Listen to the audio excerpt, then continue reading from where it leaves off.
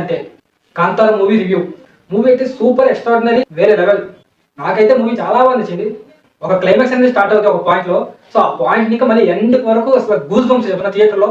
ఎవరు ఫోన్ వాడు, కళ్ళు కూడా ఇలా బ్లింక్ చేయడు, అంటే అందరూ చూస్తుంటారు. ఆ యాక్షన్, ఆ రిషబ్ శెట్టి గారి పర్ఫార్మెన్స్ అంతా అసలు సూపర్ సూపర్ సూపర్ గా చాలా చాలా బాగుంటుంది.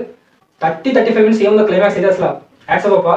రిషబ్ శెట్టి గారు రాసింది, దాన్ని తీసిన దానికి ఆయన పర్ఫార్మెన్స్, అలాగే కెమెరామెన్, ఆ BGM, BGM separate hats off. అసలు మామూలు లేదు. ఓవరాల్ కాంతార మూవీ అయితే చాలా చాలా బాగుంది. మూవీ చూసి వన్ డే అయింది, అయినా ఎప్పటికీ మర్చిపోలేకపోతున్నాను, అంత బాగుంది. అన్ని వాళ్ళ విజువల్ బెస్ట్ ఇచ్చింది మనకి, చాలా చాలా ఉంది. ఆల్రెడీ ట్రైలర్ చెప్పాను, నాకు దాని విజువల్స్ బాగుంటే ఈ మూవీ హిట్ అనేసి.